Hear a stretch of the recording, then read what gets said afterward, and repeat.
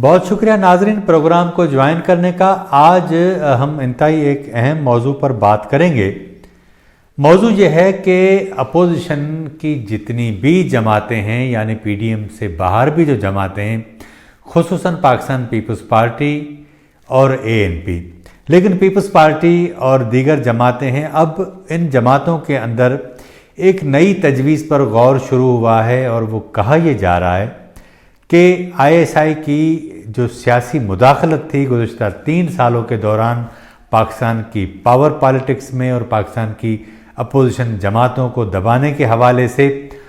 अब जो नए डीजी आईएसआई का तकर्रुर किया गया है, ये जमातें और उनके जो अहम कुछ रहनुमा हैं वो इस बात पर सोच रहे हैं कि इसको चेक किया जाए कि क्या नवंबर के अंदर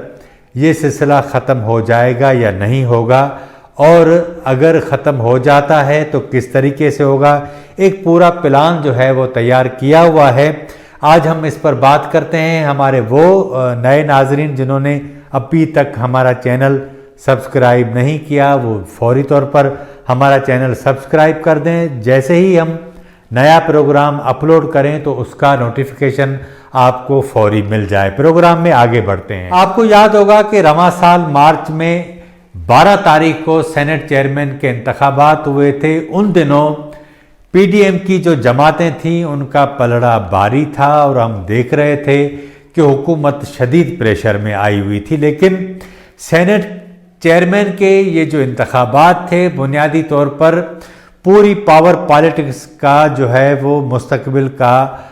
उसकी जो सिमत है उसका तयन करने के लिए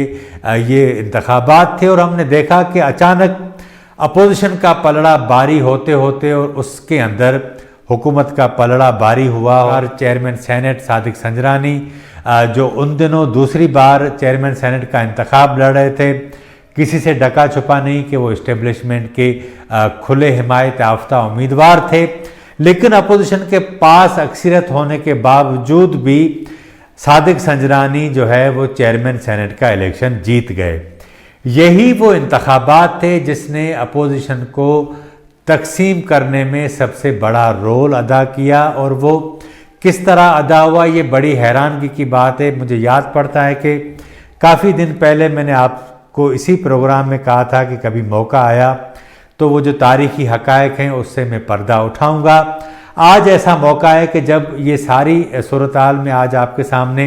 बयान कर रहा हूं तो ये मौका ऐसा है कि वो सारी सूरत-हाल आपके सामने बयान की जाए। आपको याद होगा कि 2 चेयरमैन सेनेट के उम्मीदवार थे, सादिक संजरानी साहब जो हुकूमत और इस्टेब्लिशमेंट के उम्मीदवार थे,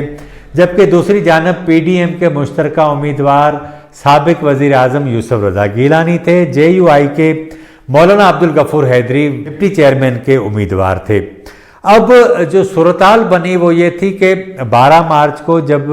सेनेट चेयरमैन का इंतखाब होना था, अचानक एक नया इंकशाफ हुआ। उस वक्त हम जो रिपोर्टर्स गैलरी है,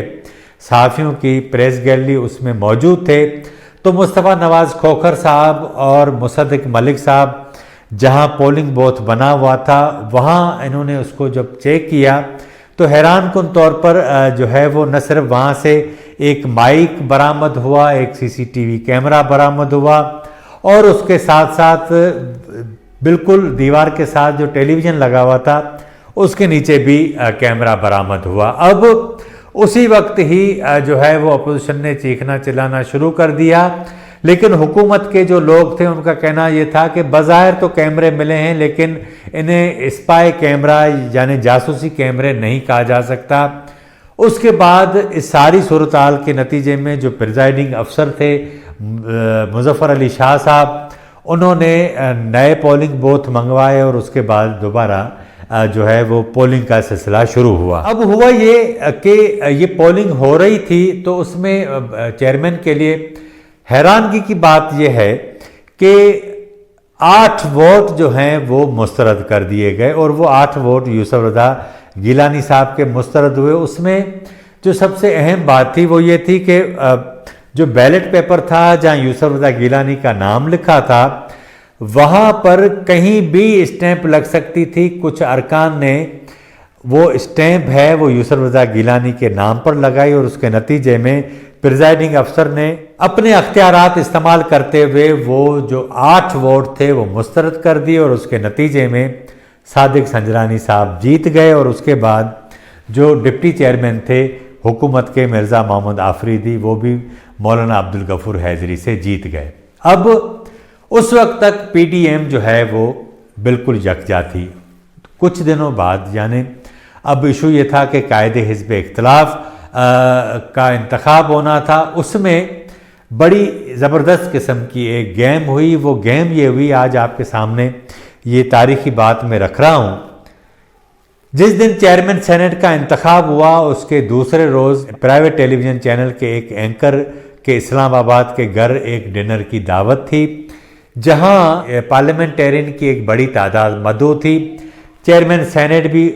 وہاں آئے ہوئے تھے، مسلم لیگ نون کے جو سینیٹرز ہیں وہ بھی تھے، اور ذرائع ہمیں یہ بتاتے ہیں کہ وہاں جنہوں نے یہ کیمرے برآمد کیے تھے، مصطفیٰ نواز کھوکھر صاحب اور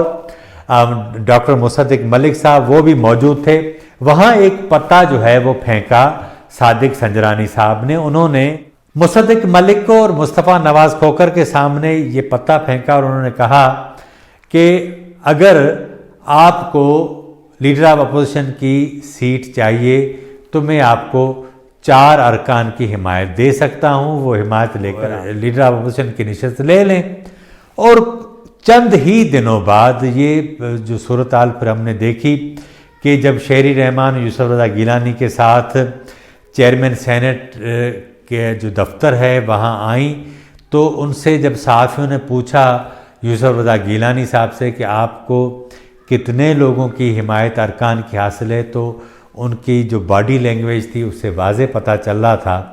کہ یوسف رضا گیلانی کو کچھ بھی پتہ نہیں تھا۔ یوسف رضا گیلانی قائد حزب اختلاف تو بن گئے، لیکن پی ڈی ایم ٹوٹ گئی، اور اس کا نتیجہ یہ نکلا کہ پھر پی ڈی ایم کی تحریک میں بھی وہ دم خم نہیں رہا، اور پیپلز پارٹی کو نہ صرف پبلکلی لیکن اندر سے بھی شدید تنقید کا ان کی قیادت کو سامنا کرنا پڑا۔ کچھ لوگ یہ ضرور کہتے ہیں کہ بلاول بھٹو زرداری کو بھی اس بارے میں آگاہ نہیں کیا گیا تھا۔ یہ سارا ارینجمنٹ سیکنڈ لیئر سطح پر کیا گیا۔ جب یہ معاملہ ہو گیا تب بعد میں ان کو پتہ چلا کہ باپ کے 4 ارکان کی حمایت لے کر یوسف رضا گیلانی کو قائد حزب اختلاف مقرر کرایا گیا۔ لیکن اب جو صورتحال ہے وہ بڑی چینج ہو گئی ہے۔ یہ آرمی چیف کی جانب سے جب D G I S I کے لیے ندیم احمد انجم کا نام دیا گیا، پھر اس کے اوپر عمران خان نے جو ایک طویل وقت لیا، اس کے نتیجے میں دونوں سویلین فورسز اور عسکری جو ادارے ہیں ان کے درمیان جو گیپ بڑھا، اس کے نتیجے میں ہم نے دیکھا کہ لیفٹیننٹ جنرل فیض حمید کے اوپر جو سیاسی جماعتیں ہیں ان کی تنقید بڑھ گئی، خصوصاً مریم نواز نے بڑی ٹکا کے اس ساری صورتحال پر تنقید کی۔ اب اپوزیشن کی جو جماعتیں ہیں اس کے اندر ایک نئی تبدیلی آئی ہے، وہ یہ آئی ہے کہ سید خورشید احمد شاہ جنہوں نے 2014 کا جو دھرنا تھا اور اس میں میاں نواز شریف کی حکومت بچانے میں اہم کردار ادا کیا تھا، وہ 2 سال بعد اپنی جو ہے وہ ضمانت کے بعد اب رہا ہو گئے ہیں۔ مولانا فضل الرحمان بھی چاہتے ہیں کہ Peoples Party P D M کا حصہ بنے۔ ہمارے ذرائع یہ بتاتے ہیں کہ خورشید شاہ صاحب کی بھی کوشش ہے کہ پی ڈی ایم ایک بار پھر یکجا ہو جائے، اے این پی بھی یہی چاہتی ہے، اور نون لیگ کو اب بنیادی طور پر جو ہے وہ ایک ٹرسٹ کا ایشو ہے، اگر وہ بحال کر دیا جائے تو صورتحال واپس اسی طرف جا سکتی ہے، مارچ کے اوائلی دنوں کی طرف جہاں پی ڈی ایم کھڑی تھی۔ اب صورتحال جو بننے جا رہی ہے وہ یہ ہے، ہمارے ذرائع یہ بتاتے ہیں کہ پیپلز پارٹی کے اندر سے، نون لیگ کے اندر سے یہ تجویز ان کے واٹس ایپ گروپ کے اندر سرکولیٹ کر رہی ہے کہ صادق سنجرانی کے خلاف تحریک عدم اعتماد لائی جائے ایک بار پھر۔ اس کے لیے ایک بڑی جو ہے وہ زبردست قسم کی دلیل موجود ہے جس میں منطق بھی نظر آتی ہے، وہ یہ ہے کہ پچھلی بار بھی جب صادق سنجرانی کے خلاف تحریک عدم اعتماد آئی تھی تو خود اپوزیشن کے لوگوں نے دغا بازی کر کے صادق سنجرانی کو ووٹ دی اور وہ تحریک عدم اعتماد ناکام ہو گئی۔ اس بار کیونکہ ان دنوں جو D G I S I صاحب تھے، یہ ساری جماعتوں نے یہ الزامات ان کے اوپر لگایا کہ یہ سارا بندوبست انہوں نے کیا۔ اس بار کہا یہ جا رہا ہے کہ آئی ایس آئی کے اندر جس طرح کی صورتحال بنی تھی، پھر جو تنقید ہوئی سیاسی جماعتوں کی، تو نئے ڈی جی صاحب جن کا تقرر ہوا ہے وہ نومبر میں 21 نومبر کو جب چارج لیں گے، تو ان کے لیے یہ بات مختلف سرکلز میں کہی جا رہی ہے کہ اب وہ اس پورے ایجنڈے کو آگے نہیں بڑھائیں گے، لیکن جو چیزیں آگے چلی گئی تھیں ان کو بھی روک دیں گے، اور جو ان کی پروفیشنل جو کام ہے وہیں تک محدود رہیں گے۔ ان کے لیے یہ بھی کہا جاتا ہے کہ وہ مطالعے کے بھی جو ہے وہ شوقین ہیں، کتابیں پڑھتے ہیں، تو ظاہر ہے کہ بڑا فرق ہوتا ہے۔ اور جو سب سے اہم بات ہے کہ انہیں آنے والے دنوں میں آرمی چیف بننے کا بھی کوئی شوق نہیں ہے۔ کہا یہ جا رہا ہے کہ ان کا جو ٹینیور ہے وہ اتنا زیادہ نہیں ہے کہ وہ آنے والے دنوں میں آرمی چیف کے کوئی مضبوط امیدوار ہوں۔ تو اس ساری صورتحال کے اندر اب جو دونوں بڑی جماعتیں ہیں، پاکستان پیپلز پارٹی اور پاکستان مسلم لیگ نون، اس میں کہا یہ جا رہا ہے کہ ان 3 ہفتوں کے دوران صادق سنجرانی کے خلاف جو ہے وہ تحریک عدم اعتماد لائی جائے، اپوزیشن کے تمام ارکان یکجا ہو جائیں۔ اس کے نتیجے میں اگر سیاسی مداخلت نہیں ہوتی آئی ایس آئی کی طرف سے یا دیگر اداروں کی طرف سے، تو صادق سنجرانی کے خلاف تحریک عدم اعتماد کامیاب ہو جائے گی، اور اس کے بعد پھر یہ معاملہ پنجاب میں لایا جائے، وہاں بوزدار کے خلاف تحریک عدم اعتماد کامیاب کر کے یہاں اسلام آباد کے اندر وزیر اعظم کے خلاف تحریک عدم اعتماد لائی جائے۔ تو یہ جو نومبر،